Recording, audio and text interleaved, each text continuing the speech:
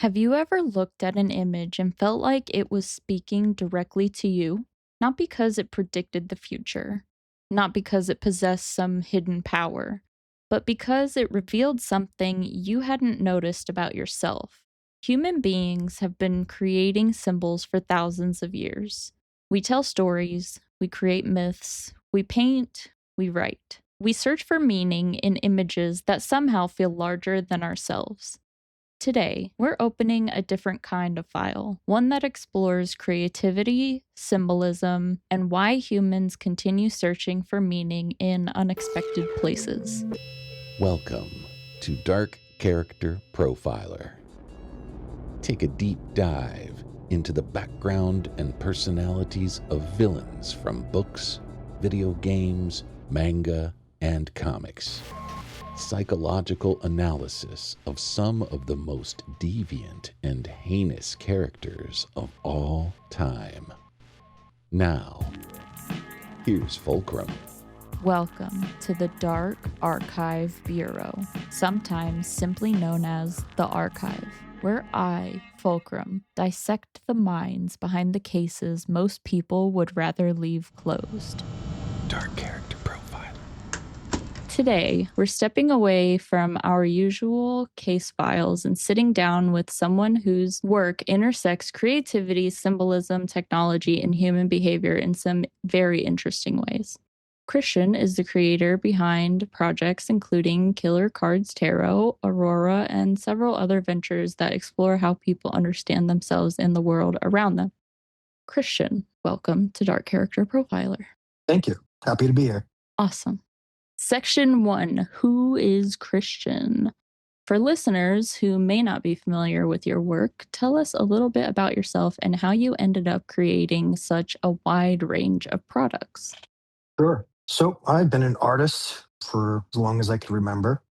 Always been very interested in the occult, whether that be astrology, tarot, numerology, psychic stuff, all kinds of stuff. And after working many, many years in the commercial fields, not really enjoying working for somebody else and, not getting credit for work and all that, I decided to start my company, Courage Over Comfort. And essentially what we do is any kind of multimedia project, whether that be board games, card games, tarot cards, applications, software, websites. We even work with the Twitch community. We do animations, emotes for them, just about anything in the artistic multimedia world. And by doing this, I get to pick and choose, what I want to work with, who I want to work with, what I want to do personally. And one of our first projects that we're going to be discussing today was the Killer Cards, which is the very first ever true crime tarot deck ever created. And what we did with that is, well, not only is it the first, but we actually used real people. So we used actual stories of true crimes and murders and crimes that have happened in history. And we got the murderers' information as far as their birthday and all that stuff. And we calculated their astrology charts, their numerology, and then converted it into their tarot archetypes, which is usually anywhere from 3 to 4 cards. That gives you their birth cards and their soul cards. And with that information is how we actually created the deck. So it's a very introspective type of tarot deck, a lot of shadow work in a tarot deck. I mean, all decks are shadow work, but this one in particular is very good for shadow work because for somebody out there who is into true crime, I think one of the biggest issues with true crime content nowadays is they glorify the serial killers. And I think that's kind of a little bit of a problem, or at least it's a little bit of a problem for me. I don't think that we should be putting these people on a pedestal as if they're like a celebrity. I think that we should really be looking into their archetypes and their shadows and how certain aspects of these people can be seen in ourselves and,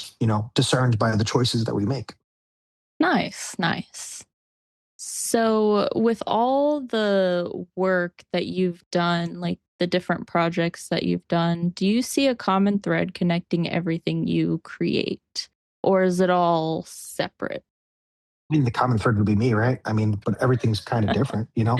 Yeah. A tarot deck is very different from a 50 gifted animation of a rocket coming in overlaid on your Twitch streamer screen. You know Yeah. what I'm saying? So yeah, I mean, they're all pretty much different. And it's like there's so many different categories of like Mhm. aspects of what I can do and what we do. And I think the most common thread would be originality. I Mhm. like what I'm doing to be original, and not only original, but different. Like, you know, we didn't just create another tarot deck. We created a Mhm. tarot deck with real people, you know? Yeah, which is Nobody's completely done that. awesome. Yeah. Nobody's ever done that before. So I guess originality probably. When you're evaluating new ideas, what makes you decide it's worth pursuing? I could usually tell pretty fast. It's gotta have like a flavor or a spice to it. That's the best words I can describe to it's for like for anybody to understand like what's going on in my head. Like I look at art all day, you know, especially like on social media and stuff. It's part of my job, and you know I might scroll 100 times before I see something that actually has sustenance to it. Right? It's also like going in a museum and looking at art in a museum. You know, I might go through that whole museum and honestly not find anything with sustenance at all. There's got to be some kind of spark, some kind of interest, some kind of like, hey, that's new, hey, that's original, I've never seen that before type of instance that kind of like triggers that thing in my head. Because if it doesn't, then I'm just truthfully I'm not interested. My brain won't allow me to even do it if I had to. Interesting. Okay.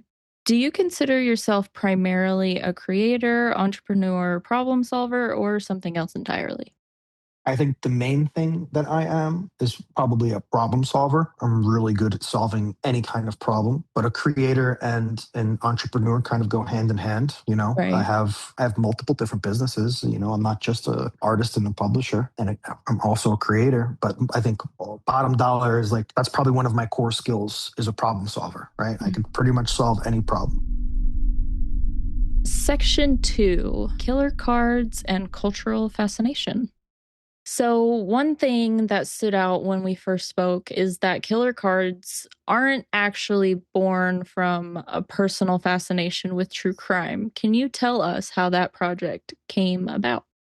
Sure. So, me in particular, I'm not really into the true crime aura of our culture, but obviously, going through my day to day life, I can see the huge interest. Number one TV show on Netflix, number one podcast in the world. They're Mhm. all true crime, Yeah. and obviously, like a lot of my friends, a lot of my family, they're all digesting true crime in one way or another, and they all truly do enjoy it. And I think the aspect of why people are so interested in it is because they want to understand how the Mhm. person it could possibly do this. The second part to that is the shock value, and I think that's like where a lot of the Netflix stuff comes in because it's like it's just shock value, and people love shock value. Mhm. But I wanted to essentially have these same people who are digesting this information and interested in this information see it in a different light, more of a truthful light instead of a pedestal or a legend or a celebrity. Because a lot of these serial killer stories have become that. I mean, we're hiring people like Zach Efron to play, you know, Ted Bundy and stuff like that. That's you know that's kind of crazy in my opinion. I understand that the CEOs probably had a meeting and they were like, "Oh, how do we sell the shit out of this?" You know, and they obviously Right. picked somebody really famous. You know, like, "Oh, the Yeah. girls are going to love this guy," but you know, obviously there's problems with that. But you know, I understand the business aspect of it. So go ahead. Oh, I was gonna say, like, I feel like part of the reason that going into the specifics of Ted Bundy, part of the Mm, reason that they would choose somebody like Zac Efron is because, Ted Bundy is described as very good looking and charismatic and blah, blah, blah. And I'm like, I just don't see it. Guy's not mhm. good looking at all. So I don't get it personally, but I guess that could be, one aspect of why they would. But I do feel like the Zac Efron of it all is a little too much. Like Yeah, he's could have been a too good good. looking actor that's not known. Yeah. You know. Yeah, or like, cause in my mind, like when I look at Ted Bundy, he's kind of like just average looking, Mhm, if anything. So I feel like they could have literally picked anybody mhm. for the role. But as a business person, you're sitting Yeah. there and you got this huge budget because Netflix is producing it, right? And you're Mhm. like, oh, well, how do we get all the young ones to watch this? And it's like your number one pick there is going to be is a hammer on. Yeah. It's just business aspect. But I don't know. When the reason I was saying that is because like I wanted to basically show the other side of that, the Mhm. introspective side, the understanding side. The real reason why these people are watching this in the first place is to understand. And there's no better way to understand an archetype than through astrology, tarot, and numerology. Mhm. So when we do these cards and we do these calculations, and you see, for example, Jeffrey Dahmer is on the Lover's card in the Killer Kards Tarot, and Mhm. the Lover's card, in the positive sense, could mean like healthy love in spouses, healthy love in family, healthy love for yourself, for friends. That's one of the meanings that it could be, right? Mhm. And then in the darker side of it, it's obsession. Right. It's the bad side. And what do we know about Jeffrey Dahmer? Jeffrey Dahmer was so obsessed with his victims and his lovers that Mhm. he wanted to eat them and preserve them and keep them. Right. So that's like the crazy aspect of it. Right. And Mhm. people normally, when they're doing these, using tarot cards and doing these things, they don't really too much think about the aspects on the other side, and they don't think that those aspects are within them, but they are. And it's just Mhm. about the person who you are and the decisions that you make, right? When we designed Aurora through Killer Cards, it was an after project.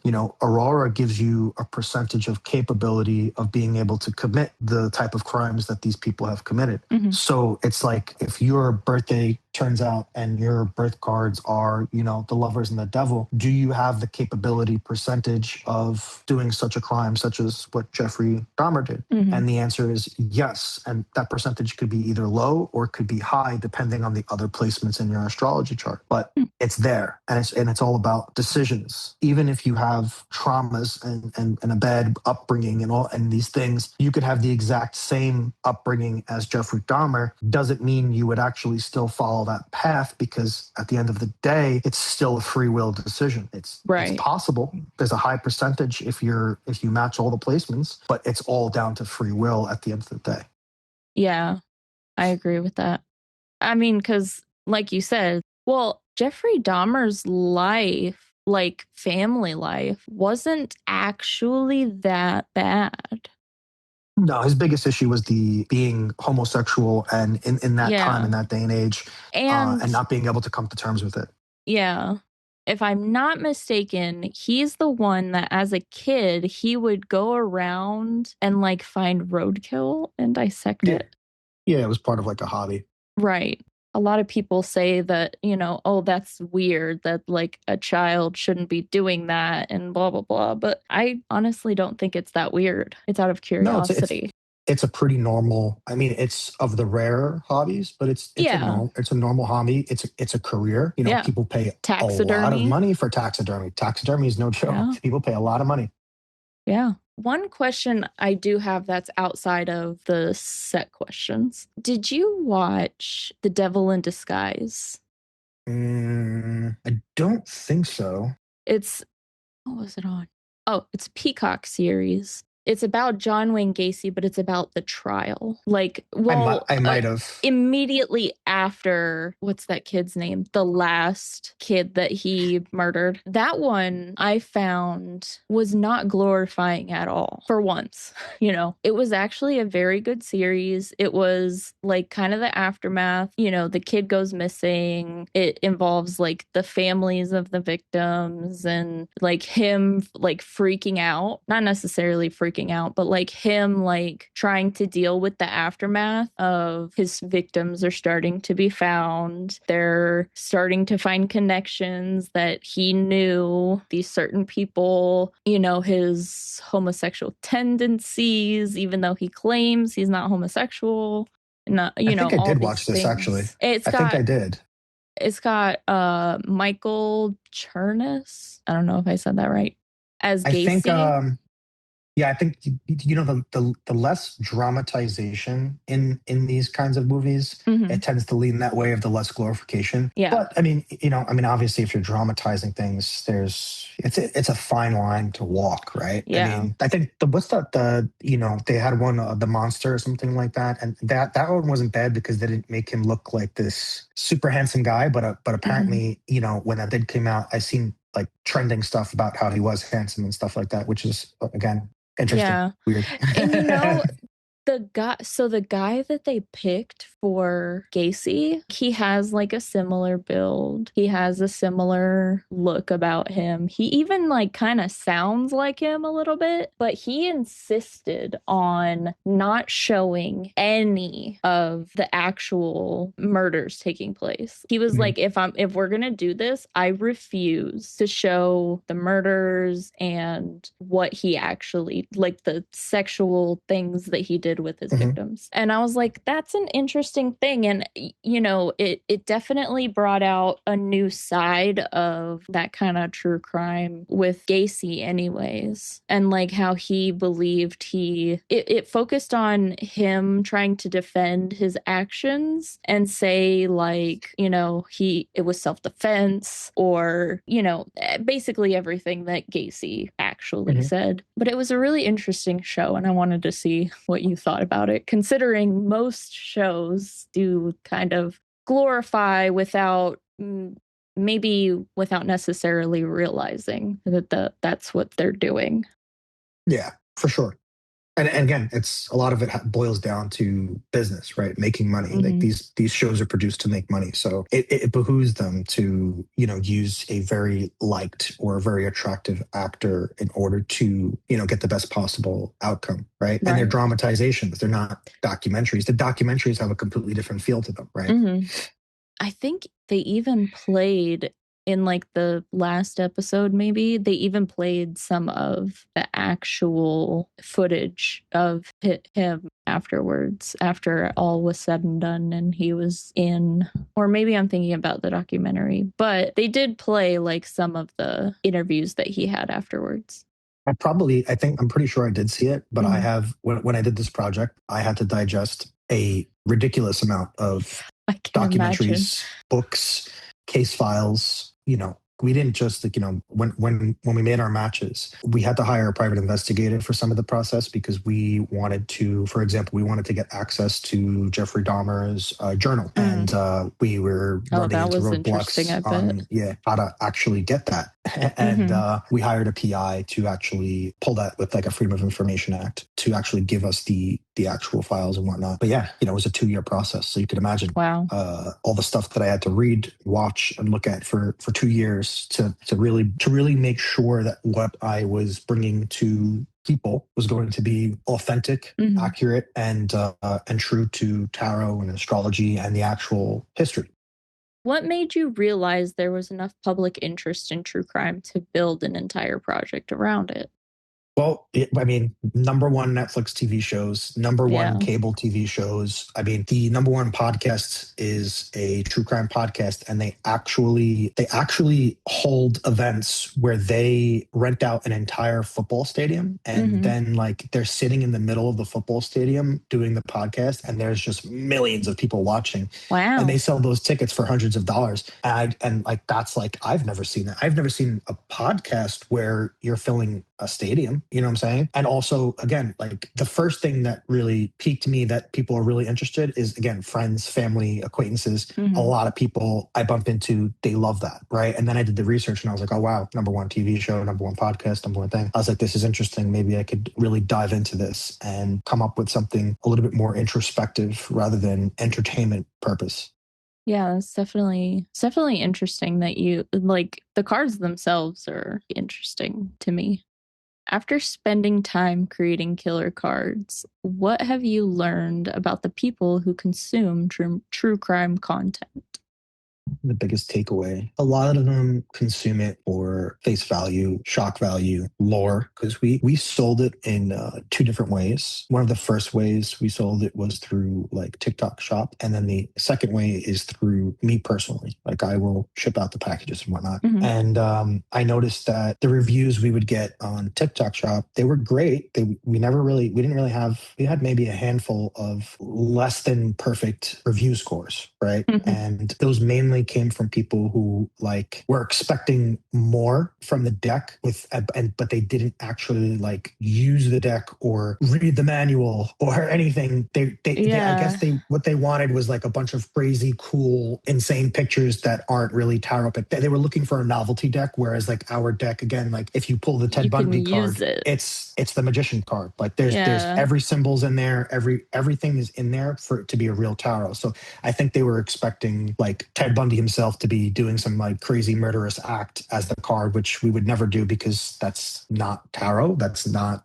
what we wanted. But then the ones that I personally deliver and I ship, every single one of our orders, we're talking 900 now sold, and they're all 5-star reviews. And the aspect of why is because it's an experience, right? Mhm. When you get your package, the bubble mailer is Killer Cards themed. So immediately Mhm. you see that at your mailbox. It's exciting, right? And you Yeah. open it up and you realize that the actual deck is in a real evidence bag that's I addressed loved to that when I you. got Yeah. when I got that. I was And like, then you "This is take it out of awesome." the evidence bag and you have it's wrapped in craft paper Mhm. that has blood splatters on it and twine. So then you have to open up that and then you open up the deck. So it's an experience, right? It's almost Yeah. like you're involved in an investigation, right? And people Yeah. really like that aspect. So I think that the whole thing is it's the story, the shock value, and the experience that people really enjoy about digesting this content, and that's okay, because with what I produced, it requires somebody to actually do the introspective work of understanding how these people actually work, right? You could Yeah. watch a documentary, you could watch a psychologist do interviews and talk about these people and try to give you an explanation, but you're never going to get to the real root of what these people, what makes them tick, unless you're looking at astrology and tarot numerology. That's the key. That's literally the key. If psychologists used more astrology, we as a human race would know more about the human mind, right? Because you have astrologists and you have psychologists, and very rarely do they intersect. When I do my work, that's what I do. I intersect the two. Mhm. And if more people do that, we would have a lot more information, a lot more research on human beings as behavioral analysis and the who, what, where, and why. So when you say intersect psychology and astrology or numerology or, whatever, what do you mean by that? Like having a better understanding of it, or like just can you kind of explain that a little Yeah, bit? sure. So let's say a psychologist is diagnosing something. It says personality disorder, bipolar, and this, that, and the third. And that's done through lots and lots of time and interview and questions and research and whatnot. You Mhm. can look at somebody's chart and determine that within minutes, right? And you could see this person is predisposed to this. So then you could make your assumptions based on that without re-traumatizing the person. You could even use astrology for health, like, oh, this person needs to watch their diet. They can have heart problems. There's millions of things, but also within the astrology, there's remedies for these things. Mhm. With astrology, you can say, oh, this person actually would really benefit from going for long walks once a day. And it Mhm. sounds stupid, and it sounds like, oh, there's no way that's going to cure this, that, and there. But what people don't realize is that these activities, these things, they carry frequency. Going for a long walk in nature carries frequency, and that frequency can counteract the frequencies that are giving you the problems. And a lot of the times, what you see is when you have somebody who has like a psychological disorder, and before you even give them the recommendation for going for a long walk, and again, this is the simplest type of example. You can ask, you say, when's the last time you went for a long walk outside in nature? And they will probably answer never, or I have no idea. And then Mhm. this person starts doing that activity and you see huge improvements. There's all kinds of remedies in astrology. If your Mars and your K2 are squared, you might have to get married 3 times, right? And people wonder like, oh, I got married twice. twice, didn't work out. I understand. Well, if you get married a third time, it's going to work, right? But there's also remedies to that where you don't have to get married 3 times. You could grow a banana tree and kill the banana tree. Sounds crazy. Sounds stupid. Sounds really far fetched. And I totally agree with anybody who's listening to this that would think that, because I was one of those people. I thoroughly, when I heard this for the first time and first getting into it, I said, "There's just no way." I literally said Right. that's the most ridiculous thing I've ever heard. But as you get more into it and you understand that everything has frequencies and actions have frequencies, and those frequencies affect us because we are a frequency, and all these different influences, they do have weight, they do work. It's not a fix all, but they do have weight, they do have work. There's a whole empire of Vedic astrology where they do these remedies through gemstones, right? Red coral, pearl, ruby, pearls for the moon, rubies for Saturn, red corals for Mars. And the reason why these things work is because they carry frequency, and they carry the same frequency of the planets that they are being used to help in your chart. Mm-hmm. Has working on the project changed the way you think about society's fascination with crime? No, my original hypothesis pretty much reigned through to the end. Like I said earlier, it's just people's curiosity and understanding the who, what, where, and why. And then on the side of that is the shock value. That's pretty much the main reasons. Do you think people are trying to understand offenders, or are they trying to understand themselves through those stories, or both? Both. I think, yeah, it would boil down to the archetype of the person and the reasoning behind it, right? But both are definitely true. Section 3, patterns in human behavior. One thing I noticed in our previous conversation is that you seem very interested in patterns. Would that be a fair description? Yeah, absolutely. Patterns are kind of like the language of the universe. Mm-hmm. What kinds of behavioral patterns tend to stand out to you the most? In the actual killers? In anybody. I mean, yeah, you can In go anybody? killers, you can, Um, people around you.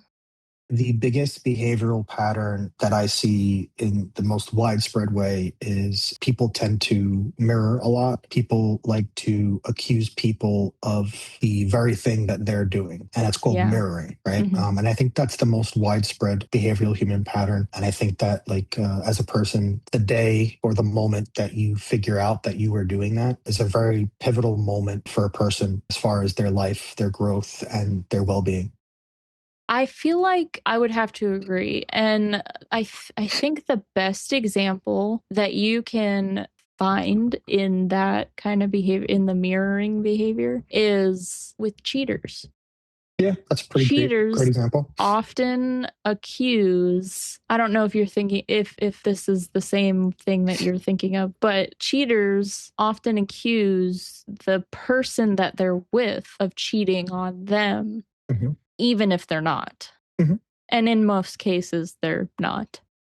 That also boils down to guilt, right? So Yeah. if they the mind's very powerful, and once you really gain complete control over your mind, or as close to complete control over your mind as you can, you can understand that your mind is basically, in the simplest terms of explaining it, your mind is basically a computer, and you can program a computer to do anything. So what does that mean? That means that you can program your mind to tell any story you want, and to Right. make you believe anything that you want. And that's a pretty serious thing to be able to do, right? Because when you don't have control over that, and let's say, for example, you are a cheater and you have this guilt, so the mind is already trying to protect you without you being able to have control over how it protects you. And the way it usually does that is it creates stories that don't exist. And what is a great story to tell as somebody, as a cheater, to make yourself feel less guilty is, oh, this They're person's cheating cheating. too.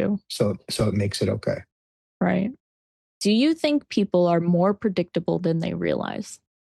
Yes, most people. I know very, very, very, very, very, I know a lot of people, and I know very, very, very, very few that have this, I don't know, this essence or something that makes them very unpredictable, right? I'm definitely one of those people that's very unpredictable. And I have a couple of friends that are also super, super unpredictable. And I think that comes with that same thing that we just spoke about, of being able to reprogram and be aware of the reprogramming that's going on in the computer that is your mind, right? So when somebody somebody doesn't have that control, the human mind is very easily read, right? And this is like, I'll give you a really cool example, like playing video games, right? Yeah. Like I play competitive video games, and what makes me, a top 250 player is that when I'm, facing an opponent, I can tell by their behavior and how they're playing where they're going to go next. And everybody knows in competitive play, it boils down to fractions of a second, and you need to know where that person's going next. Otherwise, they're going to flank you and you're going to lose, right? So Yeah. it's like playing chess on a level 1000. That guy just went into this house. Is he going to go out the back? Is he going to go out the window, or is he going to come back at me? So and you could tell based on their movements and how they're playing on what kind of player they are. If their movement is really good when they go into that house, you know that they're going to come back out because they're trying to trick you into thinking they're going to go out the back or go out the side, and they want you to turn so that they could come back out the same way they came and kill you. But if you know that that person is playing at that level and trying to predict your behaviors, you know that he's going to come back out. So you just sit there and wait, and then you won the battle, right? Yeah. So that's a really simpler relative term for anybody who plays games. Do you think most people recognize the patterns that drive their own behavior, or are we generally better at seeing them in others? I might have to say neither. Yeah. Repeat that question one more time. Okay. Do you think most people recognize the patterns that drive their own behaviors, or are we generally better at seeing them in others? Yeah, neither. I think the large majority can't do either. I think the Why large is majority that? can't do either. Why Um, is that, do you think? Well, recognize the patterns in yourself is extremely difficult. It's probably more difficult than the latter, right? And in order to recognize patterns in yourself, you have to admit that you were doing something wrong, and that you were not correct. And that's a really hard thing for anybody to do, especially when you've dedicated 30 years of your life into that pattern. And you, in order to accept that pattern and recognize it, well, to recognize it is to accept it, and to recognize it and accept it is to know that you were wrong, or this is wrong, would require you to basically say, oh fuck, excuse my language, you've been doing this for 30 years, right? And that's a really, really, really tough pill to swallow. And most people, when presented with that information, that would be called like an epiphany. And when people have these epiphanies, they either go one of two ways. The first way is, okay, I see this, I accept this, let's move on and let's do better. The second, which is the most chosen of the two, is, oh my God, I'm going to forget this, and I never want to remember this or revisit it ever again. And they just go right back into the pattern, and their mind does a really good job of making it disappear. It's still there, deep in memories, but the mind does a really good job of making it disappear. The second of recognizing patterns in others is a little bit easier in surface level, because you could recognize patterns in people on surface level, like, oh, Steve likes to wear all black all the time. And then if you think like, oh, what is Steve going to wear to the party tomorrow? It's like, he's probably going to wear black, right? That's surface level stuff. When you talk about like the psychological and the mental things of being able to determine people's patterns, that's a little bit more difficult. And very few people have that. And it's usually used for more bad than good. Yeah, I can see that, definitely. What are some misconceptions people have about human behavior that you know of? That's just the way they are. That's just human nature. It's just this. It's just that. Things are a little more, Yeah, a little more little complicated than that. kind of like just slapping on an excuse. Yeah, there's reasons behind everything. Yeah. There's select few people in the world that don't have reasoning behind what they do. Right. And a lot, that's, there's a large portion of society that doesn't have a quote unquote conscience. They don't have the Jiminy Cricket, they don't have that voice in their head. So like if you ever watch Pinocchio, you have Jiminy Cricket. Jiminy Cricket is Pinocchio's consciousness, because Pinocchio doesn't have that voice in his head that he can talk to. He just goes about life acting and doing, and he doesn't really think about anything. And Jiminy Cricket is basically the conscience that's saying like, oh, you should do this, you should do that. This is, the conversation in your head, right? Believe it or not, when I heard this for the first time, I didn't really understand it at first. And once I understood it, I didn't believe it at first, but it truly is true. There's a very large portion of society that don't have a voice in their head to explain it in the simplest terms. I've met a couple of these people, and I say like, oh, when you got up to go grab that drink in the kitchen, did you think about it beforehand? Did you have a conversation in your head saying like, oh, I'm thirsty, I'm going to go grab a drink? And they say, no, what do you mean? I just got up and got a drink. And that's kind of like how they operate. I feel like I feel like that could be like, base instinct. Obviously, I'm thirsty. I'm going to go get a drink. You know what I mean? Or, Oh, well, yeah, I just use that as a yeah. really simple example. But like Yeah. when you talk with them and you have a conversation, you know how like if you ask me a question, I'm going to take a few seconds to think about it, right? Right. They don't have that. There's no voice, your own voice in the head to think about that. It's Oh, yeah. like there's no computing. It's instinct would be a good word, right? Hmm. It's just like an instinct or just like Like a automation. You're just automation, yeah, like an on NPC, like a autopilot. non-playable character. Yeah. So, on that topic, this is part of the reason why I have insomnia. But I go through, like, my brain decides, not every night, but, sometimes, that it wants to go through, like, a conversation that I had recently or a conversation that I had 10 years ago that has been done and over with. And my brain's like, we're going to think about it right now. And we're gonna process how things could have been differently. We're gonna run through every scenario, and I'm just like, I wanna go to sleep, but my brain doesn't want to. So Yeah, I that's can, pretty common. yeah. I wonder if some of those people just don't have that. No, no, no, they don't because they don't have like quite literally. Like I know this sounds crazy. They quite literally don't have a voice in their head. They cannot talk to themselves. That's not a thing. They do not have it. There's Mhm. nothing in there. It's literally it's like a non-playable character. It's all automation. And again, I understand how hard this is to conceive, but it's actually true. In the Like literal I sense, they are an in the literal NPC. Yes. So I implore you the next time you run into somebody that you just don't want to talk to, ask them some questions because the reason why you don't want to talk to them is because there's probably nothing there. Hmm. I never really thought of it that way, I guess. Like they just You've never had don't. that conversation with somebody and you're just like, I mean, this is just me personally. I mean, I am a little autistic and I have a lot of different type of autistic issues, but Yeah. sometimes talking to somebody, I just can't. I just can't.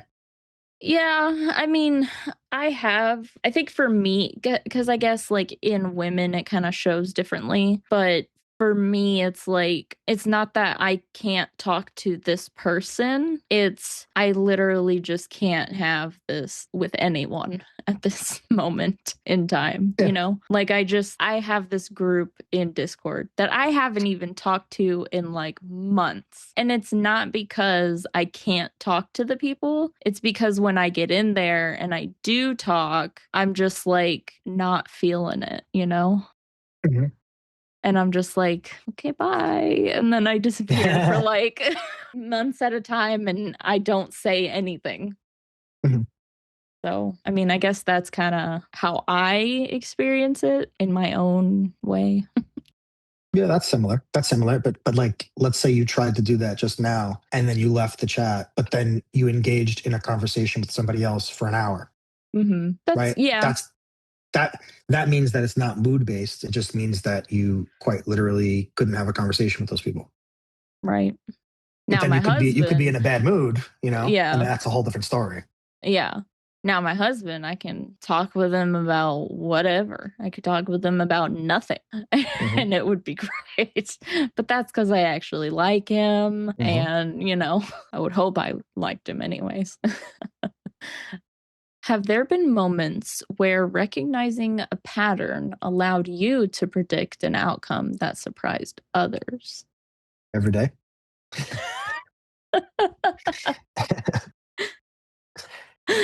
Pretty much.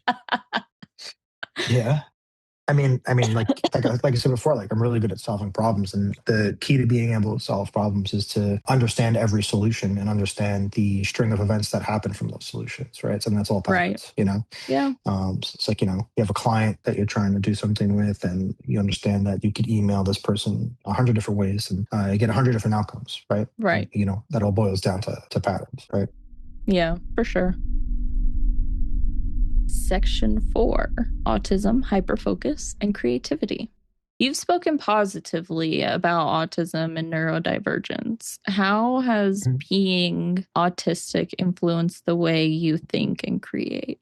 I feel like that's kind of an obvious answer. Yeah. Like, Well, obviously, it's going to be very unique compared to other mhm. people.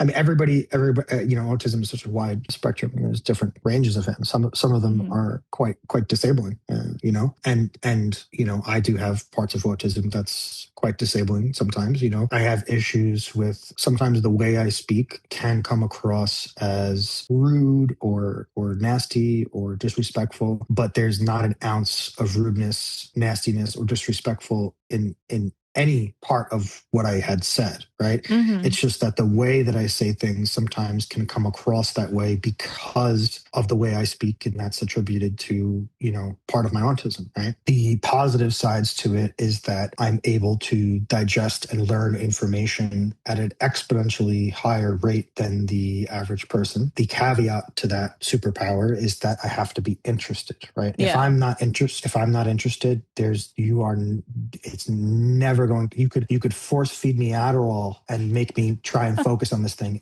I'm never going to learn it. It's just not I have to be interested in it, period. Yeah. And I'm able to, learn it a lot faster than most average people. And Hmm. that's also a great superpower. Another superpower is being able to hyperfixate and concentrate on something really well. The caveat to that is that the things that I'm not interested in, or the things that I might have to do but don't want to do, I can't focus on for the life of me, right? Right. So there's plus and minuses to all of it. They kind of get left in the wayside. Yeah. I've been told that I can come across as not very nice. And it's yeah, Even and so then like, like you're not trying to not be nice. It's just yeah, it's just the way that your brain's computing. It's like yeah, I think people are taking the regular cues that the average person has that they pick up off of language. They're applying those cues to you when you don't actually have that type of computing system where those cues are actually rooted in the emotion that's behind them. Right?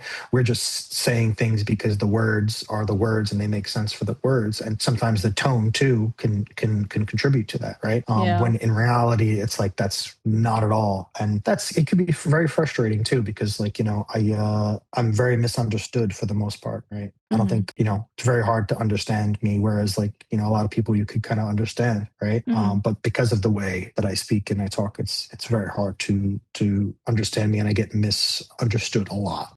Yeah, I don't see it, but okay, I'll trust you.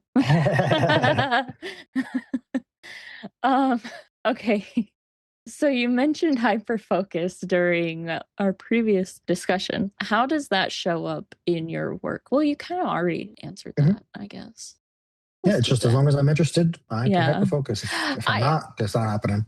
yeah, I feel like so with me, even in things that I am interested in, sometimes I'm just like I can't do it. Yeah, I'm just like I have no motivation whatsoever. that's also the burnout factor too, is like Yeah. because we hyperfixate on so many things, we burn out without realizing that we're burning out, because we need a break, and we may not understand that we need a break, but we are super interested in doing this other thing, and we want to hyperfixate on it, and we can hyperfixate on it, but we have already spent all of our tokens. Like there Yeah. is no more, there's no more left. So that's another thing that I also try to work on too, is understanding when I need a break, because like I sometimes I work 18, 19-hour days. And Mhm. what I started doing a few months ago is purposely taking a break, every 2 to 4 hours. And what that break might look like is, hopping on a game and playing a video game, right? And taking a break for 30 minutes to an hour, and then coming back and putting in another 4 hours. But even though like I might want to continue working after that 4 hour split, I know that in order for me to get the best performance and keep myself going, and I want to keep myself going, it's not like I'm forcing myself to do these things. I have to take the break, right? Yeah. Yeah, I That's part of totally why I get like that. smoking so much too. I get that, not the smoking part, but Well, the I want to be breaks clear, part. tobacco, not marijuana. Oh, yeah, I can't smoke marijuana. I didn't assume that it would be marijuana. Um, I figured you were talking about cigarettes. Mhm. So I had to do something similar recently.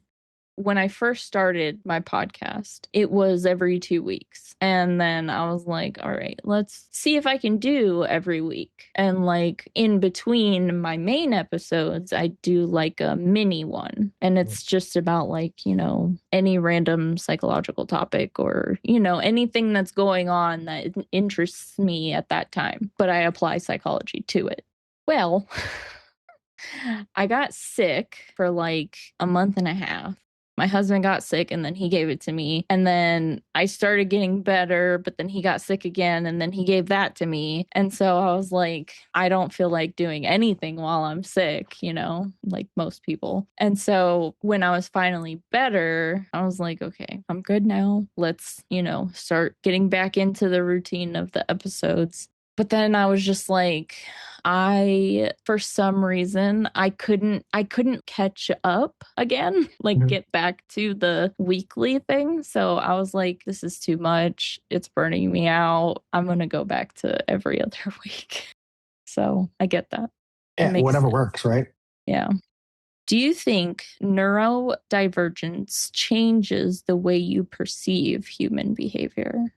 Sure. Yeah, I think it does, and I think that the future is neurodivergent. I think that the neurodivergence will be the well-off people and the more successful people in the future, especially because of AI. What do you mean in terms of the AI aspect? I think the biggest weakness to like a face-off between an AI and a human being, right? An Yeah. AI and the average human being, the AI would probably win in that battle, right? Yeah.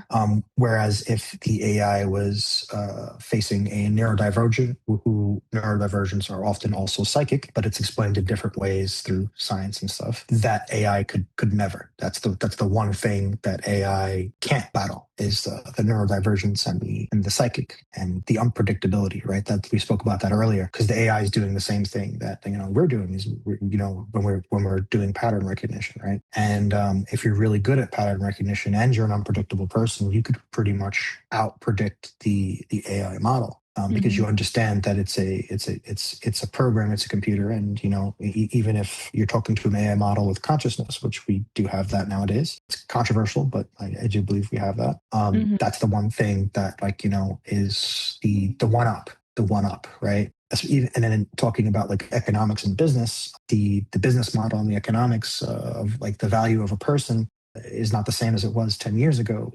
Somebody who could input invoices into a computer and their whole job was balancing the books, and that's their only job and that's their only skill, they don't have a job and they don't have a chance of getting a job. Whereas a neurodivergent who could do that and also can do marketing and also can do art and can also do coding and this and third, that has immense value, right? Because that person Right. can do 4 jobs with an AI congruent, and there's just more value there. Or like even in a business owner aspect of like, this is your business owner, this is what you do, this is your profession. Whereas a neurodivergent might have multiple avenues and they're able to come up with solutions and solve problems, right?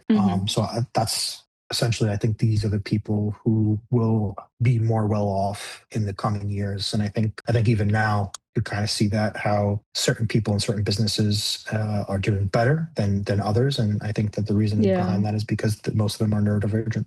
Have there been situations where that perspective helped you notice something other people missed? I feel like we've That's every day. answered that Yeah. question. Yeah, that's every day. That's Um, my basic mode of operating is noticing what people miss. yeah. What do you think people misunderstand most about autism or neurodivergence?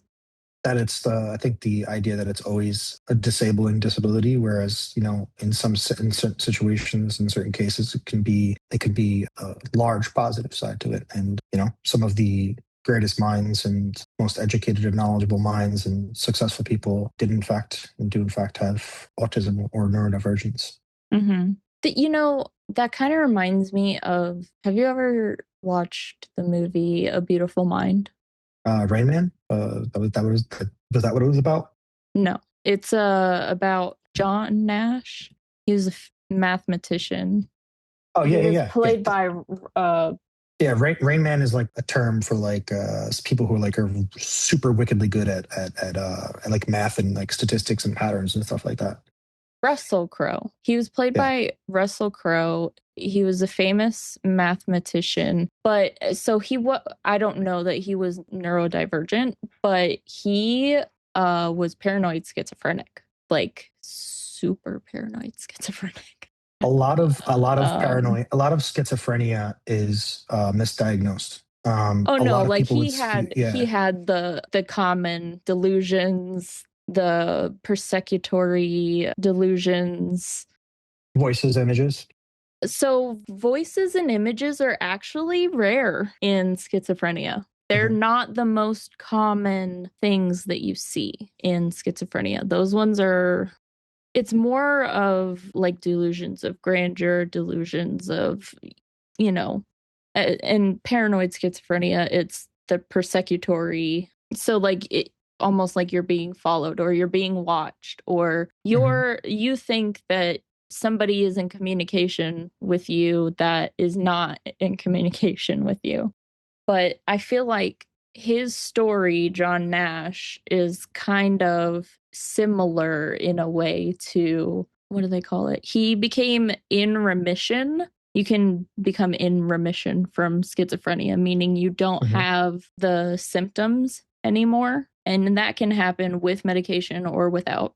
But I feel like that kind of, even though it's schizophrenia over neurodivergence or autism, I feel like that still kind of goes hand in hand a little bit. These things are so misunderstood, but yet a beautiful mind can come out of it.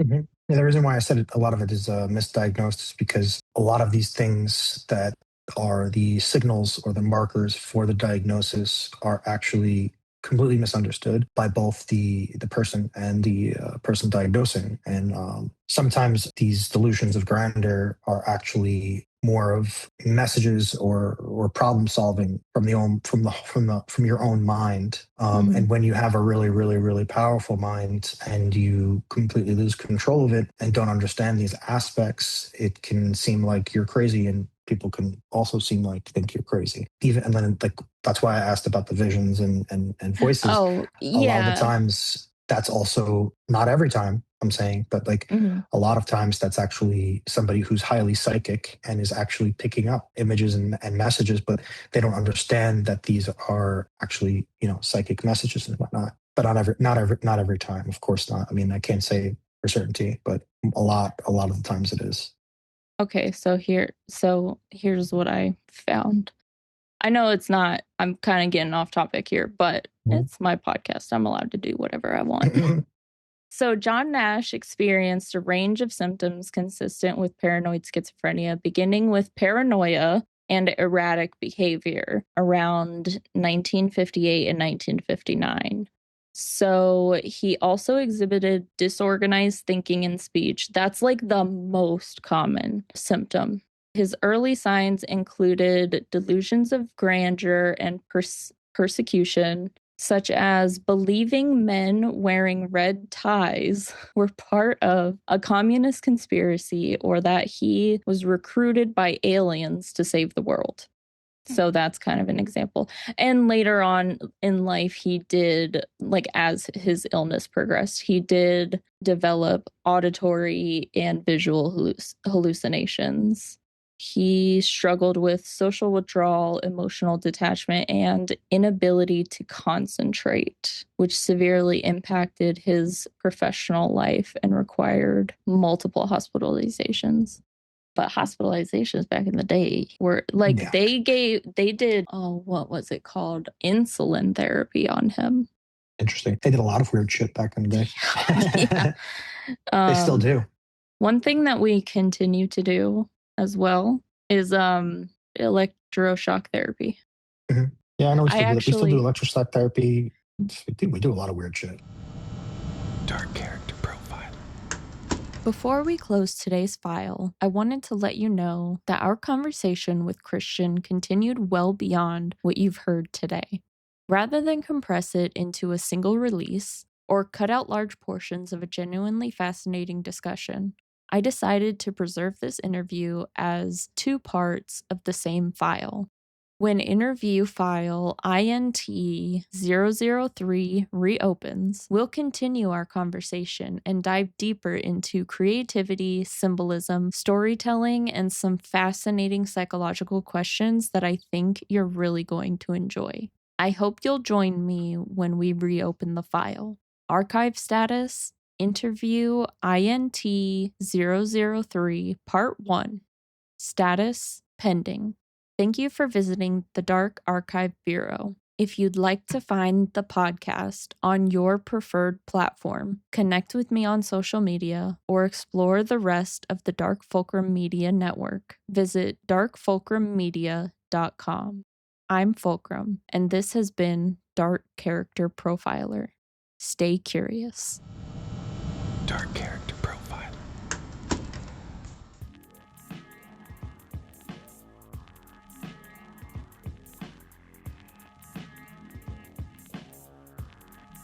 Thank you for listening to Dark Character Profiler with Fulcrum. Listen every other Tuesday on Spotify, Apple Podcasts, and Amazon Podcasts.